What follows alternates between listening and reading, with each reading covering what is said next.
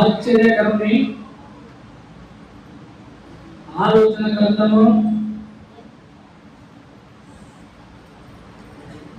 మనం ఆరాధిస్తా వచ్చినటువంటి మనందరం కూడా మన ఆరాధన దేవునికి ఇష్టమైనటువంటి విధానంలో ఉన్నదా, దేవునికి అసహ్యంగా ఉన్నదా అన్నటువంటి ఆ భేదం, ఆ తేడా వాక్యమే అర్థంలో చూసుకుంటాం. దేవునికి ఏదైనా వ్యతిరేకంగా కనిపిస్తే దాన్ని ఎమ్మడే మన నుండి దూరపరుచుకోవాలి. వాక్యము ఎప్పుడైతే మనకు చూపిస్తూ ఉన్నదో ఇది తప్పుగా కనిపించింది ఏదైనా ఉన్నా వెంబడే పశ్చాత్తాపడి ఉన్నపాటున తన మనసులో ఎవరికి తెలియకుండానే పశ్చాత్తాపడి నిజంగా మీరు మాట్లాడినట్టుగా నాలో ఈ లోపం ఉన్నది, నేను ఒప్పుకుంటున్నానయ్యా, ఇక ముందు ఇలాంటి పని చెయ్యను అని చెప్పి దాన్ని దూరపరుచుకుంటే మనం ఎంతో ధన్యులం. కాబట్టి పరిశుద్ధ బైబిల్లో నుండి మార్కు సువార్త 13వ అధ్యాయము, మార్కు సువార్త 13వ అధ్యాయము 32 నుండి 37 వరకు మార్చి చదువుకుంటాం. మార్కు సువార్త 13వ అధ్యాయము 32 నుంచి 37 వచనంలో ఉత్తర ప్రత్యుత్తరంగా మార్చి చదువుకుంటాం. ఆ దినమును గురించి, ఆ గడియను గురించి తండ్రి తప్ప ఏ మనుషుడైనను, పరలోకమందరి దూతలైనను, కుమారుడైనను ఎరగరు.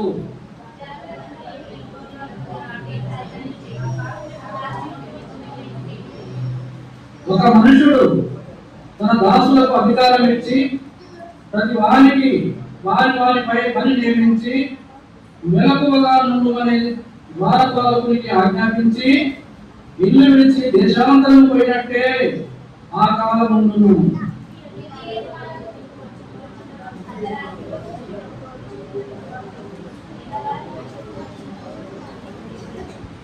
ఆయన అకస్మాత్తుగా వచ్చి మీరు నిద్రపోతుండుట చూచునేమో, కనుక మీరు మెలకువగా ఉండుడి.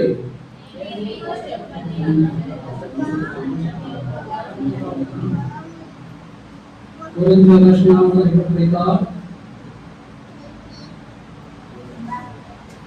11వ అధ్యాయము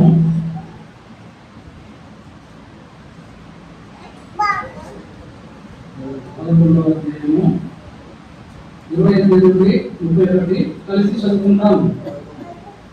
కాబట్టి ప్రతి మనుషుడు తను తాను రక్షించుకునవలెను, అలాగే చేసి ఆ రొట్టెలు తిని ఆ పాత్రలు తాగవలెను. అతడు శరీరం అని వివేచింపక తినితాగవాడు తనకు శిక్షారెడ్డి కలుగుడికి తినితాగుతున్నాడు. ఎందులోనే మీరు అనేకులు బలహీనులు రోజులై ఉన్నారు, చాలా మంది నిద్రిస్తున్నారు. అయితే మనమే విమర్శించుకునే ఎడల తీర్పు పొందకపోదును. ఆలోచిస్తుంది. పరిశుద్ధుడా, ప్రేమ కలిగిన తండ్రి, ప్రేమామయుడా, వందనములు. మరి ఒక్కసారి నీ దివ్య సన్నిధికి వచ్చి ఉన్నానయ్యా. నన్ను నీ ఆజ్ఞంలో ఉంచుకున్నాము. ఏకాగ్రత, ఏక మనసు, ఏక దృష్టి కలిగి కేవలం సిలువ వేయబడిన యేసును మాత్రమే చూచి తరువా పరమ నుండి దిగి వచ్చే దివ్య వాక్కును తరువా నా నోట విడుదల చేయమని చేరి వచ్చిన మాకందరికీ ప్రభువా ఆ లోపములను చూపించి తీసివేయమని ప్రభువా దీనులుగా తగ్గించుకొని వేడుకొంటున్నాము తండ్రి. ఆమేన్.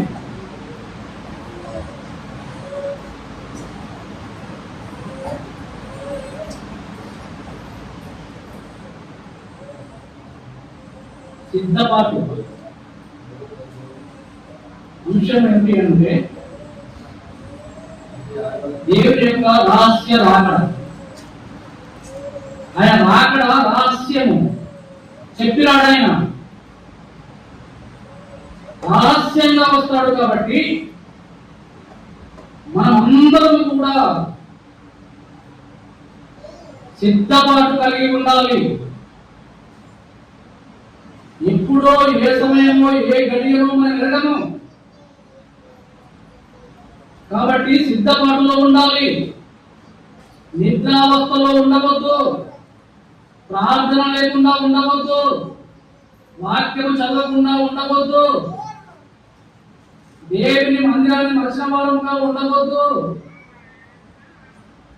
వాక్యము ధ్యానించకుండా ఉండవద్దు. కుటుంబ ప్రార్థన ప్రతి కుటుంబం కలిగి ఉండాలా.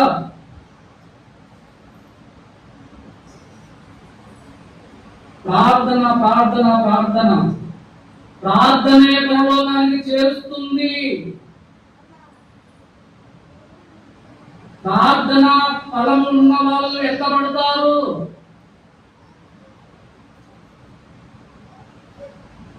వాక్యం వింటూనే ఉంటాము కానీ లోపాలు సరి చేసుకోలేనంత దౌర్భాగ్య స్థితిలో ఉండే వారుగా ఉంటున్నామేమో. చెప్పినా వినకుండా బరి తెగించి నాకు కాదులే అనుకుంటా ఉంటున్నామేమో. దేవుడు మనకు సమయం ఇచ్చాడు. సమయాన్ని సద్వినియోగపరుచుకోవాలో తప్ప దుర్వినియోగపరుచుకోవద్దు. దేవుడు కరుణామయుడు, మన ఎడల కరుణ చూపిస్తున్నాడు. ఈ సమయమే మనకి ఇవ్వకపోతే మనకు రక్షణ లేదు. మన తండ్రుల నాటి కాలంలోనే ఆ దేవాదేవుడు వచ్చి ఉంటే మనకు రక్షణ ఏంటి?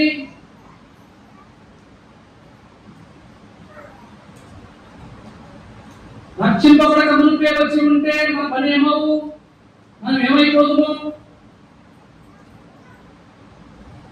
దేవుని అవకాశం ఎందుకు ఇచ్చినాడంటే ఆ పరలోక రాజ్యంలో ఆహ్లాదకరమైన ఆ వాతావరణంలో ఆ సింహాసన ఆసీనుని ముందు మనం అందరం కూడా ఉండాలని దేవుని యొక్క ఆశయం ఉన్నది. కాబట్టి మనందరం కూడా సంసిద్ధులంగా ఉండాలి. కాబట్టి పొద్దుగుంటి వేళ పోయిన వారం కూడా ఇదే అంశాన్ని మనం ధ్యానిస్తూ వచ్చినాం. కొన్ని ఇక్కడ పొద్దుగుంటి వేళ దేవుడు వస్తాడేమో. పొద్దుగుంకే సమయం వరకు మనం ఏ విధంగా ఉంటున్నాము, మన ఆత్మీయ స్థితి ఏ విధంగా ఉంటున్నది, సిద్ధపాటు కలిగి ఉన్నామా? యేసును ఆరాధిస్తున్నాము, ప్రార్థిస్తున్నాము, ప్రతి వారం మందిరానికి వస్తున్నాము, ప్రతి కూడికలో పాల్గొంటున్నాము, దేవుని పరిశుద్ధమైన రక్తమాంసములలో పాల్గొంటూ పొందుతున్నాము. అన్ని చేస్తే మనకు ఒక భరోసా ఉన్నదా? ఒక గ్యారెంటీ అనేది ఉన్నదా? ఒక బలమైన నిరీక్షణ ఉన్నదా? ఉంటే పర్వాలేదు, మనం ఎత్తబడతాం, మనం ధన్యులము. చూడండి మత్తయి సువార్త 27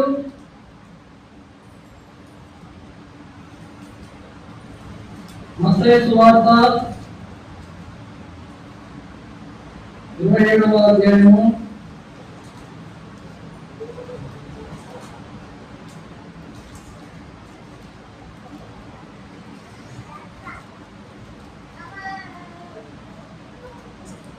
27:57 నుంచి మత్తయి సువార్త 27:57 నుంచి చదువుకుంటాం.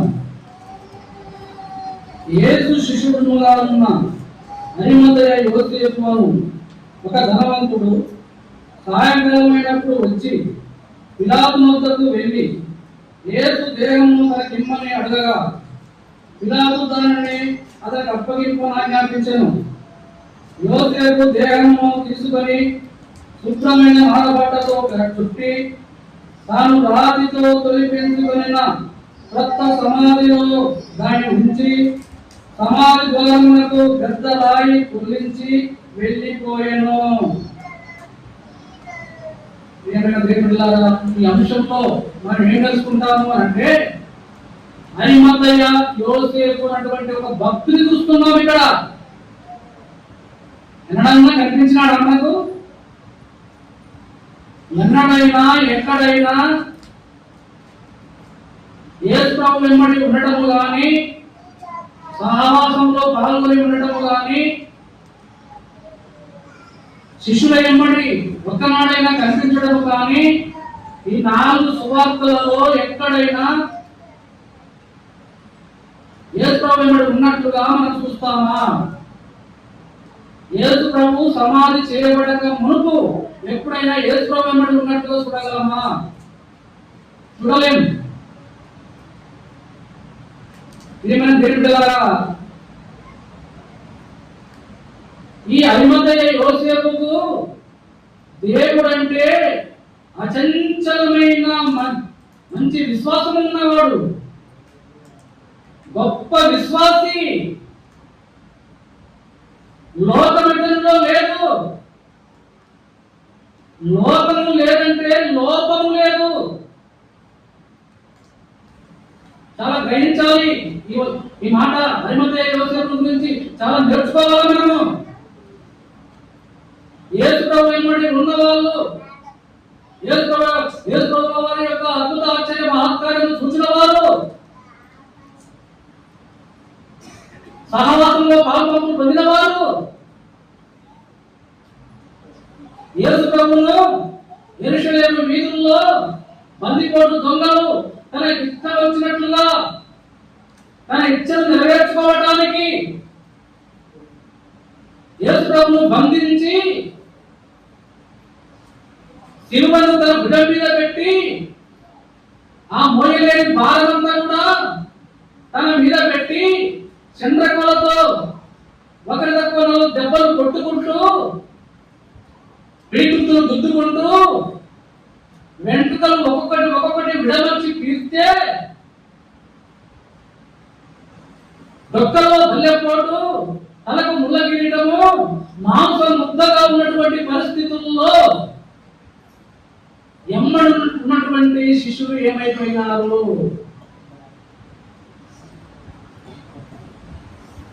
ఆయన వెంబడి తండోపతండాలుగా జన సమూహాలు వెంబడించినారే. ఎక్కడ బోధ చేసినా, ఎక్కడ ప్రసంగం చేసినా, యేసు ప్రభు ఎక్కడ ఏ గుడిలోకి వచ్చినా తండోపతండాలుగా జనము వెంబడించిన వారే. శిష్యులు ఎంతో మంది ఉన్నారు. ఒకరొకరుగా జారుకొని చివరికి 12 మిగిలినారు.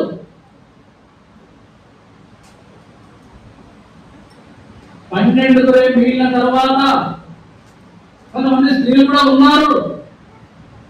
కానీ ఆపద కాలంలో ఒక్కరు కూడా తన వెంబడి లేరు. ఇది గ్రహించాలి. ఆపద కాలంలో ఒక్కరు కూడా తన వెంబడి లేనటువంటి ఈ అంశం ఏం చూపిస్తా ఉన్నదంటే దేవుని రాకడ సమయంలో కూడా ఒక్కరు కూడా సిద్ధపడుతూ ఉండకపోతే అనే మాట చూపిస్తా ఉన్నది. దేవుని యేసు ప్రభువు ఆపద వచ్చిందంటే ఒక్కరు లేరు. అయ్యా, నా బోధకుడు, నా రక్షకుడు, నా విమోచకుడు, నా యేసయ్య ఏ భాగం చేసినాడు? అనవసరమైన వ్యాఖ్యలు ఎన్నో చేస్తామే, అనవసరమైనటువంటి పంచాయతీలు గిల్లు పని చేస్తామే. న్యాయబద్ధంగా యేసు ప్రభు ఎక్కడైనా పాపము చేసినట్లుగా కానీ, ఎక్కడైనా కానీ ఎవరైనా అన్యాయం చేసినట్లుగా కానీ ఎక్కడ కూడా కనిపించదే. మరి కాస్త ఈ ఎవరైనటువంటి 12 కాస్త వాదిస్తే ఏమైపోవు? ఆ దేవుని ఎందుకు సిలువ వేస్తున్నారు మీరు? వేస్తే నన్ను వేయండి, మేము సిద్ధం అని చెప్పి నా రక్షకుని ప్రాణానికి మా ప్రాణం పెడతాం అని ముందుకు పోవాల్సినటువంటి పరిస్థితులు అవి. కానీ ఒక్కరు కూడా లేకుండా ఒంటరిగా చేసి ఏకాకిని చేసి శిష్యులందరూ పారిపోయినారే. ఇదే నా భక్తి, ఇదే నా విశ్వాసం. వారిలాగానే మన విశ్వాసం అంటే ఆ రహస్య రాకడ ఎప్పుడు వస్తును, పొద్దుగుంటి వేళ వస్తునేమో.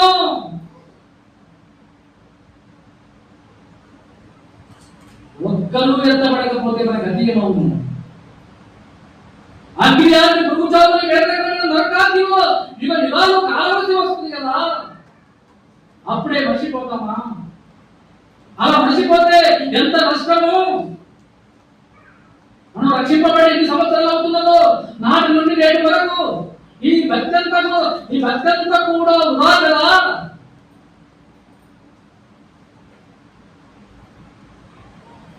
ఒక్కరూ దిక్కు లేదు, అందరూ బలారైపోయినారు. నేనున్నా ప్రభువా, నేనున్నా, ఎవరో నీ మీద చేయాలని చూసుకుంటా చెప్పి ప్రయాణపాలు పలికినటువంటి పేదమైపోయినాడు. ప్రజలను చూసుకున్నాం, బొంకినాడు, అమానం చేస్తున్నాడు. ఎవరిగా నాకు తెలియదు, మరి వాడున్నావే, బతకాలన్నావే, చేస్తావు నాకు తెలుసా, ఎవరిని చూసి అంటున్నావా, బొంకుతా వచ్చినాడు. కలవరి సిలువలో వేలాడబడతా ఉన్నాడు. రక్తసిక్తమై చివరి రక్తం పుట్టు వరకు కాలిపోతా వచ్చింది. కలవరి సిలువలో ఆకాశానికి మధ్య భూమికి మధ్యన దిక్కులేని అనాథగా యేసు వేలాడబడతా వచ్చినాడు. ఒక్కరు దిక్కులేరు. కనీస ధర్మము యేసు యొక్క శవానైనా, యేసు యొక్క పార్థివ దేహానైనా తీసుకొని పోయి ఆనాటి ఆచారం ప్రకారంగా సమాధి చేద్దామన్నటువంటి చిత్తశుద్ధి ఒక్క శిశునికి లేదే, అని ఎమ్మడున్న వారికి ఎవరికి లేదే, అని శవాలైనా అయ్యవయ్యా అని అడిగే దిక్కు లేదే. ఇదే నా విశ్వాసం, ఇదేనా మనం నేర్చుకున్నవి. అలాంటి పరిస్థితులు ఈనాడు వస్తే మనం ఎలాగ ఉంటాము? మన పాత్ర ఏ విధంగా ఉంటుంది? ఆ శిష్యులాగానే ఉంటుందా? లేకపోతే నా ప్రాణం పోయాలేదు, నేను వేసుకున్నాను మర్చిపోను, నేను వేసుకుని నమ్ముకుంటా.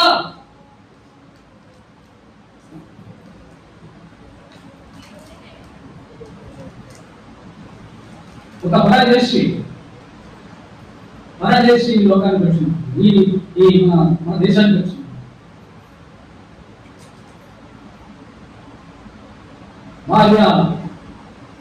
భార్యతో ఒక పిల్లవాడు, భార్య భర్తలో ఒక పిల్లవాడు ఉన్నాడు.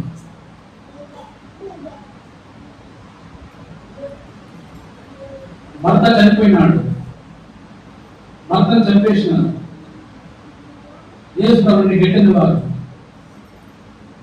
తల్లి కుమారుడు ఇద్దరు మాత్రమే మిగిలినారు. తల్లి కుమారుడు ఇద్దరు మాత్రమే మిగిలినారు. తన తండ్రిని చంపినటువంటి దుండగులు వచ్చినారు. మీ పని చెప్పండి, మీరు మాలో కలిసిపోతారా, అదే మొండి చేసి యేసు ప్రభువే అంటారా? చెప్పండి.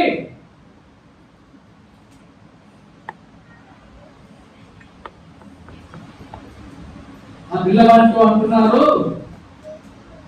మీ నాన్నని చంపేశాము, ఇప్పుడు మీ అమ్మ వంతు, ఇప్పుడు మీ అమ్మని చంపబోతున్నాము, నీకు మీ అమ్మ కావాలా, యేసు ప్రభు కావాలా? తెలుసుకోవాల్సిన అవసరం ఇప్పుడు నీకున్నది. మీ అమ్మ కావాలా, యేసు ప్రభు కావాలా? ఆ పిల్లవాడు ఏం చెప్పాలా? ఆ పిల్లవాడి స్థానంలో ఉంటే మనమేమి చెప్తాం, మనమేమి తీర్మానించుకుంటాం? అయ్యో మా నాన్నే చనిపోయినాడు కదా, మా అమ్మ కూడా చనిపోతే ఎట్లా, ఈ దేవుడు లేకపోయినా పర్వాలేదు, కొన్ని రోజులైనా మా అమ్మతో నేను బతుకుతాను కదా అని యేసు ప్రభువును వదిలిపెట్టి రావాలా కదా? రావాలా లేదా? రావాలా లేదా?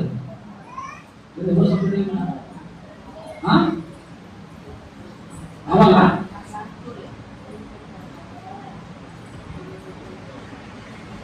ఆ పిల్లవాడు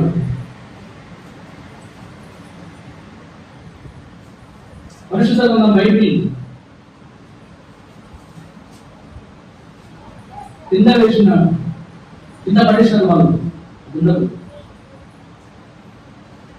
పిల్లవాడు వేయలేదు, వాళ్ళు గుంజుకొని కిందేసినారు. కింద వేసి కాలితో బూటు సాలితో నలుస్తున్నారు. ఏంటి? బైబిల్. తన తల్లిని, ఇప్పుడు నీకు తల్లి కావాలా, యేసు ప్రభు కావాలా, బైబిల్ కావాలా? చెప్పండి, తెలుసుకో. తల్లిని కాల్ చేస్తున్నాం అని అన్నప్పుడు ఆ పిల్లవాడు చెప్పింది బైబిల్ తిట్టేసినప్పుడు సప్పుడు చేయలే. తల్లి వైపు తుపాకి తుంట ఎత్తు పెట్టినప్పుడు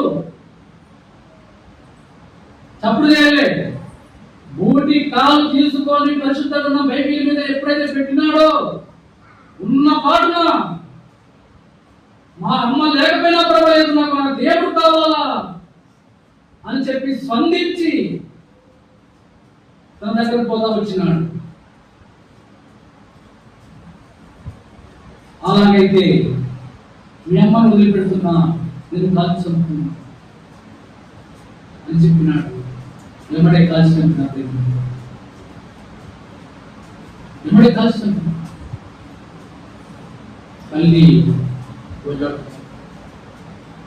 తల్లిని వదిలిపెట్టినాడు. తల్లి ఏ కాకుండా లేదు, భర్తను కోల్పోయింది, పిల్లవాడిని కోల్పోయింది. ఆ తల్లి ఏమనుకుంది? అయ్యా, నా భర్తతో పాటు, నా కుమారుడితో పాటు నేను కూడా వాళ్ళ దగ్గరికి పోతాను, నన్ను కూడా చంపండి అయ్యా, నన్ను కూడా చంపండి అయ్యా అని ఎమ్మడి పడుతుంది. నన్ను కూడా చంపండి.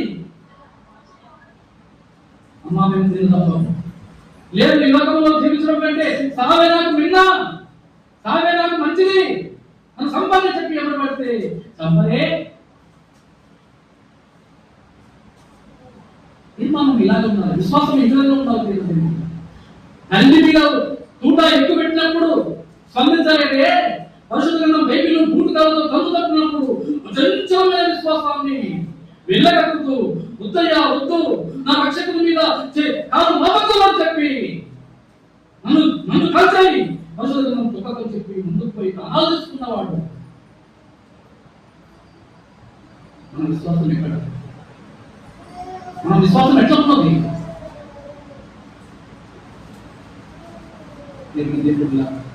అది మందయ్య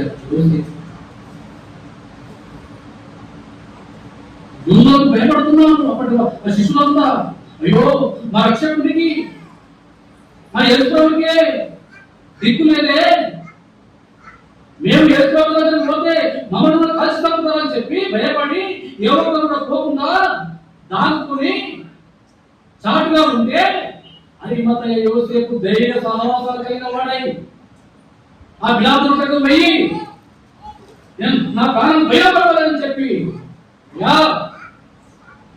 నా బోధకుడి సేవను, నా రక్షకుడి సేవను నాకు అప్పచెప్పావా, ఆ పార్థివ దేహాన్ని నాకు అప్పచెప్పితే అయ్యా నా రక్షకుడు నేను దిక్కులేని వాటిగా చేయనయ్యా. ఎంతో మంది ఉన్నారు, వెంబడించినారు, తిన్నారు, ఆడుతూ పాడుతూ ఆహ్లాదకరంగా జనం జయపడతాయినట్టుగా ఉన్నారు, కానీ ప్రలోభనంగా వెంబడిస్తూ వచ్చినారు, కానీ అద్భుత ఆశ్చర్య మహత్కార్యాలు, అనేక స్వస్థతా కార్యాలు, చనిపోయిన వారిని కూడా లేకపోతే ఆనందపడ్డారు, సంతోషపడ్డారు, కానీ ఈనాడు ఒక్కరు కూడా లేదు. అయ్యా నేను కూడా యేసును నమ్ముకున్నాను. వారిలాగా నేను ఏదో అలపడిపోయి నేను ఆపాడపడలే, నేను మనం గర్వపడలే. నా దేవుడు ఏందో, నా పరిశుద్ధ గ్రంథం ఏందో అని చదువుకుంటూ ఆయన మీద నేను ఆధారపడి వచ్చినాను. నా రక్షకుడు నాకు కావాలని చెప్పి ఈ రహస్య భక్తుడు సహవాసాలు చేసి ఆ వ్యాధి దగ్గర ఆత్మ దేహాన్ని తీసుకొని ఆ శవాన్ని తీసుకొని పోయి తన కొరకు కల్పించుకున్నటువంటి ఆ కొత్త రాతి సమాధిలో చూడండి త్యాగం ఎలా ఉందో, ఈ గొప్ప త్యాగం ఏ విధంగా ఉందో చూడండి. తన కొరకు కల్పించుకున్న రాతి సమాధిలో యేసుక్రీస్తు ప్రభు వారిని ఆ పెట్టి చేయించి ఆనాడున్నటువంటి సంప్రదాయం ప్రకారంగా కొత్త దుస్తులు ధరింపజేసి ఆ యూదుల ఆచారం ప్రకారంగా సమాధి చేస్తా వచ్చినాడు. ఆ సమాధికి మరొక పెద్ద రాయి పొగిలించి భద్రపరుస్తా వచ్చినాడు.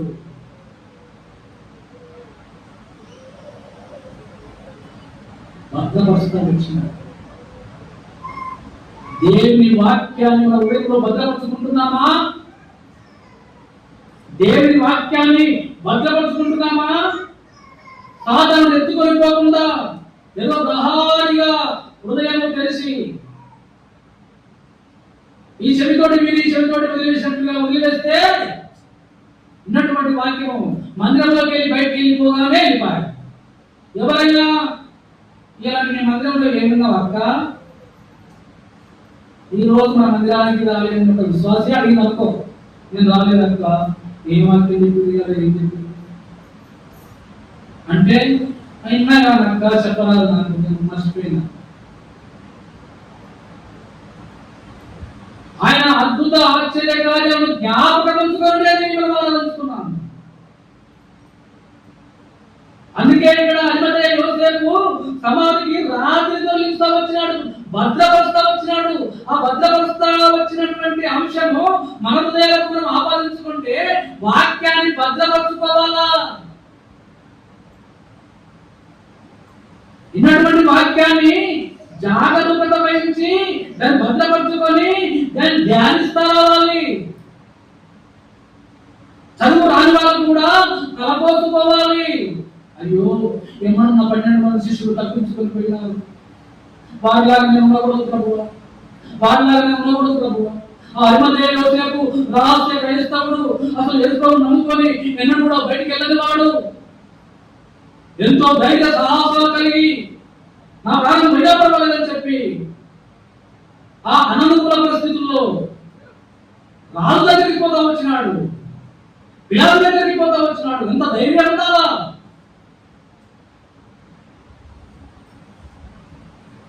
మన విశ్వాసం ఎక్కడ? ఇలాంటి పరిస్థితిలో పొద్దుగుంకు వేళ ఎలా ఉండాలంటే పొద్దుగుంకు వేళ అరిమతయ యోసేపు లాగా ఉండాలా. అరిమతయ యోసేపు ఏ విధంగా ఉన్నాడు? సిద్ధపాటు కలిగి భయపడకుండా నా రక్షకుడే నాకు కావాలని చెప్పి ధైర్య సాహసాలు కలిగిన వాడై మొత్తం పోయి ఆ శవాన్ని తీసుకొని యేసు యొక్క దేహాన్ని తీసుకొని సమాధి చేసిన వాడుగా ఉన్నాడు. మనం ఏ విధంగా ఉన్నాం? మనం ఏ విధంగా ఉంటున్నాం? చూడండి, అరిమతయ యోసేపు లాగా మనం ఎత్తబడతాం. దేవుని రహస్య రాగడ ఆయన ఎప్పుడు వచ్చినా రహస్య క్రైస్తవంగా ఈ అరిమతయ యోసేపు లాగా ఉండాలి. బయటికి నేను క్రైస్తవాలని నేను క్రైస్తవుడు అని చెప్పి ఎన్నో ప్రకటనలు బయట అన్నిటికీ అన్ని వాతావరణ పరిస్థితులు మంచిగా ఉన్నప్పుడు ఏదైనా కొంచెం తేడాలు వచ్చి ప్రభుత్వ పరంగానో లేకపోతే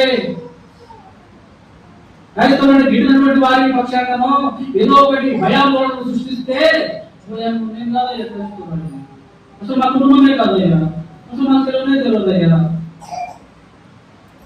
అది కాదు క్రైస్తవేమో, అది కాదు విశ్వాసము.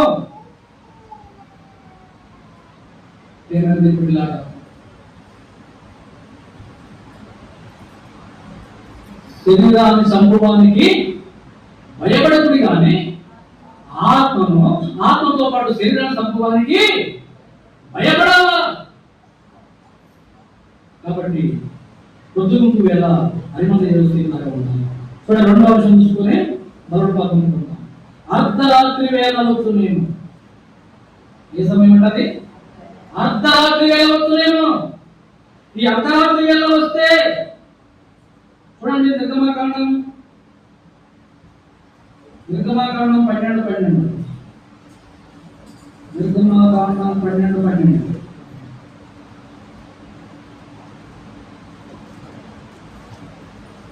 చదువొచ్చితే చదవండి. ఆ రాత్రి నేను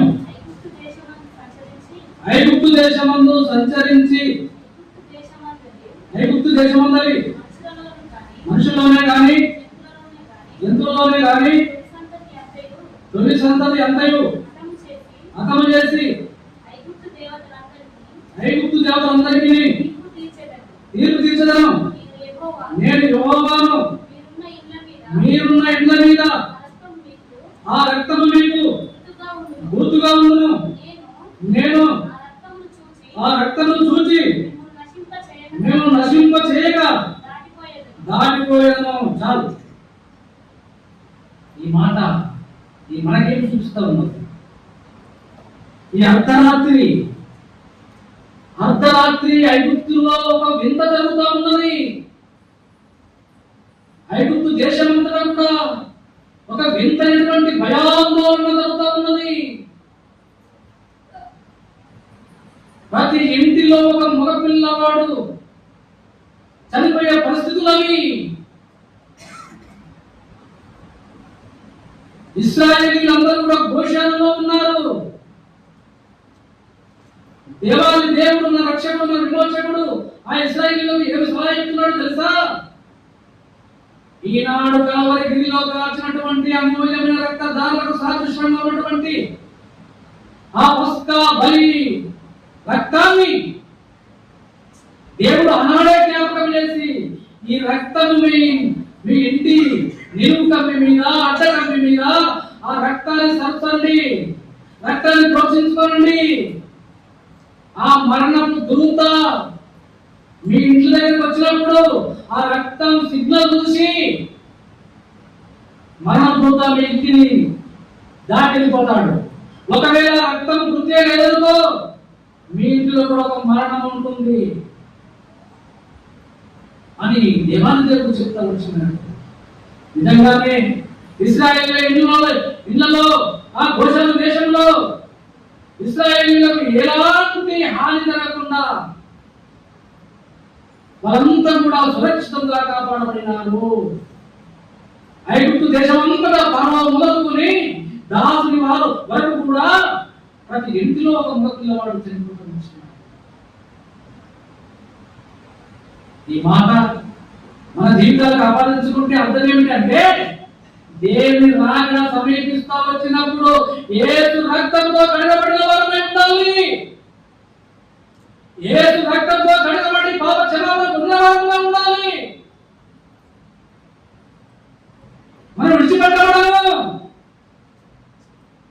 మనం ఎత్తబడతాము, మనం దేవుని దగ్గర ఉంటాము.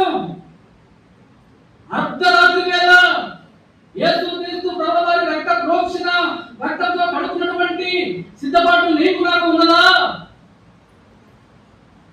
పరిశీలించుకుందాం. ఒకవేళ అర్ధరాత్రి వస్తాడేమో దేవుడు, రక్తంతో పడుకున్నటువంటి సిద్ధపాటు మనకు ఉన్నదా? యేసు ప్రభువారి యొక్క రక్తంతో పడుకున్న వారంగా ఉంటున్నామా? యేసు రక్తం ప్రతి పాపము నుండి మిమ్మల్ని పవిత్రులుగా చేయనటువంటి వాక్యము నమ్మదగినది, పూర్ణ అంగీకారములకు యోగ్యమైనది అయి ఉన్నది.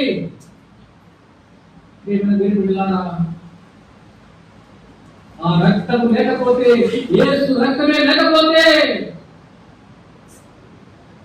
మనం చనిపోయే స్థితిలో ఉంటాము, మరణించే స్థితిలో ఉంటాము.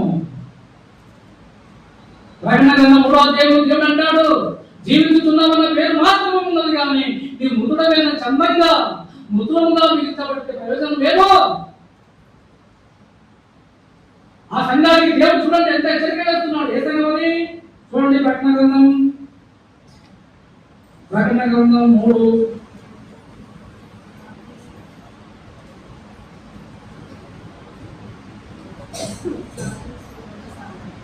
చదువు మాట చూడండి. సార్దీసులో ఉన్నటువంటి సంఘానికి దేవుడి మాట చెప్తున్నాడు, జీవించుతున్నామన్న పేరు మాత్రం ఉన్నది కానీ మీరు మృతులే అంటున్నాడు. మన సంఘం ఏ విధంగా ఉంది? ఈ పరిస్థితిలో దేవుడు మాట్లాడుతున్నప్పుడు మన సంఘం ఏ విధంగా ఉన్నది? ఎత్తబడడానికి సిద్ధపడుతూ ఉన్నామా? అరిమతయ్య యోసేపులాగా ఉన్నామా? ఈ ప్రాణాన్ని తృణప్రాయంగా ఎంచుకున్న వారంగా ఉంటున్నామా? ప్రాణానికైనా ప్రాణం పెట్టడానికైనా సిద్ధపడడానికి ఉంటున్నామా? పేదలాగా భయపడి తప్పించుకొని బొలికి వాళ్ళంగా ఉంటున్నామా?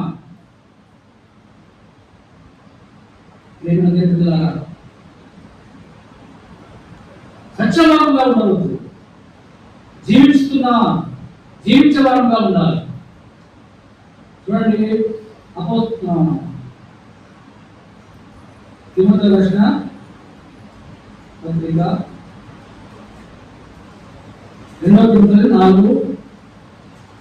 2 తిమోతి 4 అందరికీ చివరిగా ఈ మాట చదువుకుని మన విశ్వాసం ఏ విధంగా ఉన్నదో చూసుకున్నాం. 2 తిమోతి